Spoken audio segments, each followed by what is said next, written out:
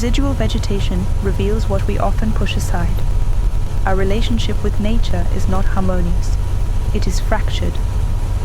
And our belief in control has become part of the crisis. Inside makeshift glass vessels, plants struggle to survive. Not as part of a living ecosystem, but as isolated life forms sustained by a fragile digital system. What may look like a prototype for future farming is, in fact, a failed experiment. You're invited to intervene, a touch, a command. But the system resists. Digital distortions begin to spread. The screen reacts unpredictably. What started as structure dissolves into noise.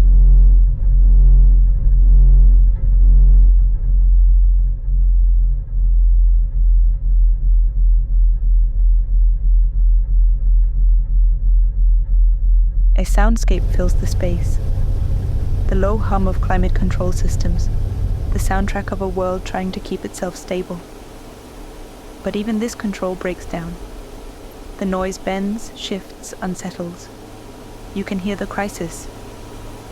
Residual vegetation is not a dystopia. It is the present. It makes visible what often remains abstract. The collapse of control. The fragility of a system that believes itself to be in charge. What grows in the cracks of failure? What takes root in a world that no longer promises a future, but clings to fragments of survival? This work is a sensorium, an invitation not just to observe, but to feel, to question, to become implicated. It draws on critical ecological thinking. Here, the human is not a master of nature, but entangled in a damaged network of life, technology, dependency.